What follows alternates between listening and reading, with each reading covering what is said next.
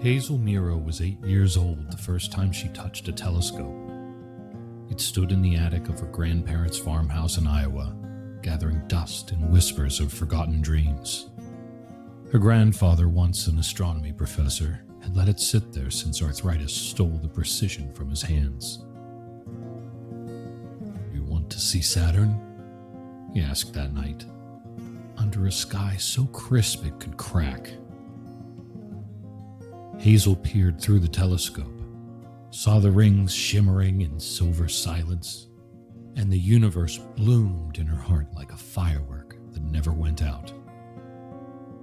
She decided that night she'd be the first person to plant a garden on another planet.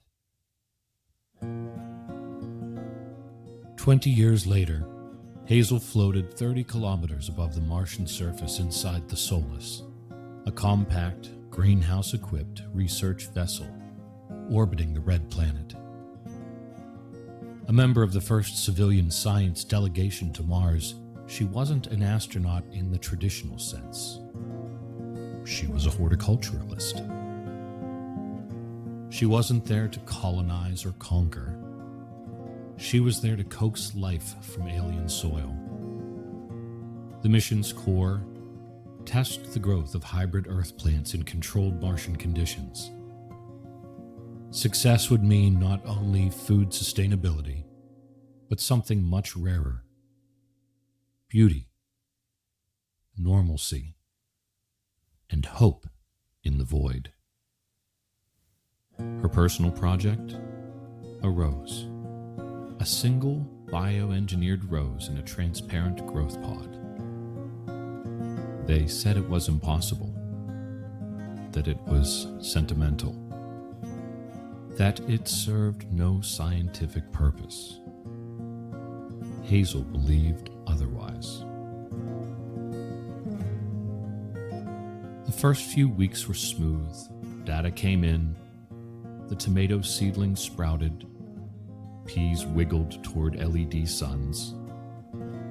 Hazel played Mozart in the greenhouse module and talked to her plants as though they were old friends.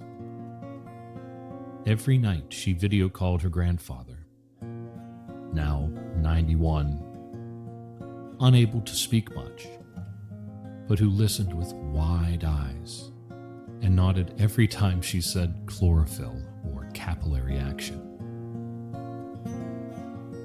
Her crewmate and engineer, Kamal, would tease her gently. "You talk to your plants more than to people." "They're better listeners," Hazel would reply. But then came the solar flare. The radiation storm hit unexpectedly, disrupting their shielding system. Most of the plants in Module B died within hours. Hazel's rose, her Hazel rosea, wilted visibly, a time-lapse of heartbreak. She wanted to just scream. Instead, she sang to it. Hazel didn't give up. With Kamal's help, they salvaged part of the power grid. She re-engineered the growth pod for better radiation buffering, infused the soil with mycorrhizal fungi she'd hidden in her personal stash against regulation, and restarted the photosynthesis cycles. Meanwhile, her grandfather passed away quietly back on Earth. Hazel missed the funeral by 142 million miles. She wept silently into her sleep pouch. The next morning, the rose showed a new leaf. Kamal noticed first. "Is that?" Hazel leaned in. A breath held. A whisper of green against a red world. Life. Real, stubborn life. Weeks passed. The rose grew taller. She named it Gideon, after her grandfather. Soon the entire crew joined in the nightly ritual of watching its progress. Kamal made a chart. Captain Osei wrote a haiku. Even the mission commander, Dr. Lorne, stopped to comment on its tenacity.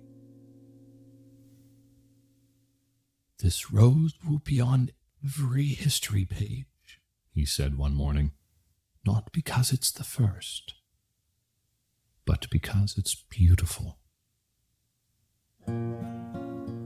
It bloomed the day they were scheduled to leave. One soft, red petal, tinged with gold, opened to the sun lamp as Hazel watched with watering eyes. Back on Earth, the story spread quickly. The Martian Rose, they called it. Children wrote letters to Hazel, asking if they could send flowers into space. Gardeners petitioned for the rose to be cultivated on Earth. Hazel didn't return to Mars. She didn't need to. Instead, she traveled to schools, nursing homes, libraries, anywhere someone might listen, and told the story of Gideon the Rose, the story of her grandfather, the story of a garden in the stars. She retired to that same Iowa farmhouse, her grandfather's telescope still in the attic. But now, next to it, stood a climate-controlled case with a small, thornless stem preserved inside. On quiet nights, Hazel would look up at the scope, look in the sky and whisper, "Grow